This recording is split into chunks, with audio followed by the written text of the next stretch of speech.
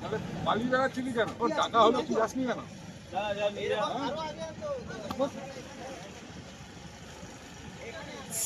আবার কোথায় যাচ্ছে বল? ওই বাঁ দিকটা বসে না গেলে হয় কি আছে দেখো।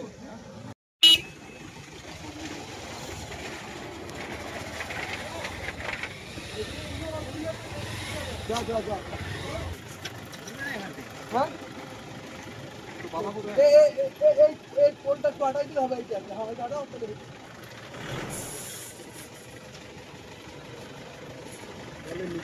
তাহলে পালিয়ে বেড়াচ্ছিলি কেন? বোকাচোদা তোকে যখন টাকা হলো তুই আসনি কেন?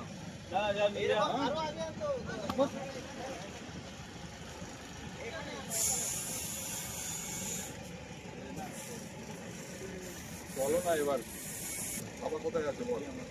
ওই বাঁ দিকটা বসে না গেলে হয় কি আছে দেখো। দেখুন, বিজয় ভূঁইয়া খুনে বিগত কয়েক বছর ধরে যে বিজয় ভূঁইয়ার খুনে যে এনআইএ তদন্ত, এনআইএ তার কেন্দ্রীয় এজেন্সি তাদের মতো তদন্ত করছে।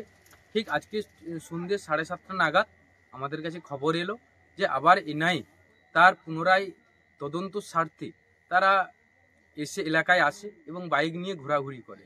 সেই সময় শুনলাম গোড়ামাহালের শুভেন্দু ভৌমি, ওনাকেও অ্যারেস্ট করেছে। বাগচা গ্রাম পঞ্চায়েতে অঞ্চল অফিস থেকে 100 ফুট দূরত্বে সেখানে শুভেন্দুকে অ্যারেস্ট করে। এটুকু আমাদের কাছে এ পর্যন্ত খবর আসে। আমরা চাইব যে শুভেন্দু কেন, আরও যারা এই কেসে এখনও লুকিয়ে বেড়াচ্ছে যাতে তাদেরকে সবাইকে অ্যারেস্ট করে, এটুকু আমরা চাইছি।